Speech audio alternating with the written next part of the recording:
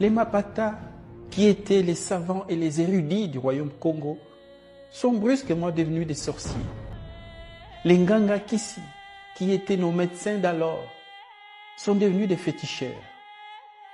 Les Nganga Nzambe, les Fumumpezo, qui étaient prêtres, chefs spirituels et responsables du Kaolin sacré, sont devenus, du jour au lendemain, des satanistes. Les Nganga Mayele, qui étaient nos intellectuels, nos éducateurs et nos enseignants, sont devenus des êtres malfaisants.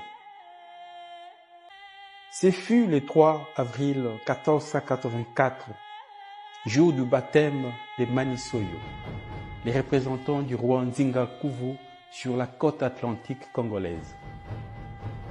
La cérémonie baptismale débuta par un grand feu sur la place centrale de Soyo. À la demande expresse des missionnaires baptistères portugais, Manisoyo ordonna que soient brûlées toutes les statuettes mystiques, tous les masques et bâtonnets sacrés, tous les colliers et bracelets bienfaiteurs, toutes les figurines protectrices, toutes les reliques de la spiritualité Congo. En un mot, au bûcher tous les saints frusquins qui symbolisaient l'ancestralité pluriséculaire Congo de l'Égypte pharaonique en Banzan Congo. Tout brûla. Tout sauf les tam-tams et autres instruments de musique, parce qu'il fallait chanter et danser autour de ces grands feux. Ces jours-là, les conquistadors européens installèrent malicieusement la suprématie de leur civilisation dans tous les coins et recoins de nos consciences.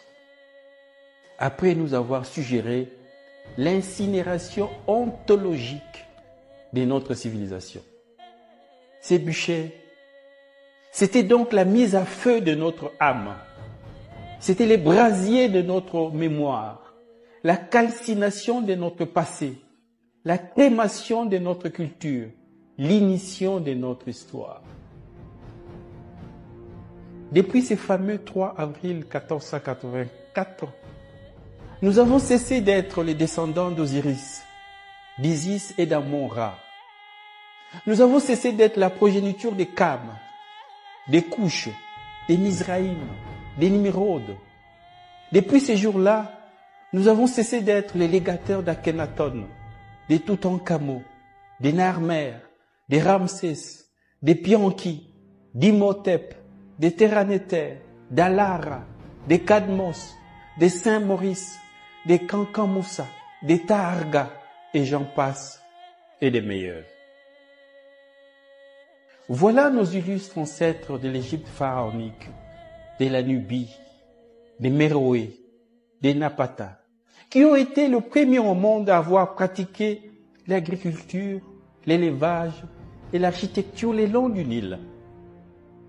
Ils ont écrit le premier texte sacré monothéiste de l'histoire humaine, ainsi que le texte des pyramides. C'est toujours eux, nos ancêtres de Kemet, qui ont inventé les sciences, la philosophie, la médecine, les calendriers, les arts, l'écriture, l'ésotérisme spirituel, la religion monothéiste. Dépouillés de notre ancestralité égyptienne et nubienne, nous voici devenus un peuple sans père, sans repère, sans mémoire, sans passé. Un peuple tombé depuis dans la mésestime de soi, dans le mépris de soi.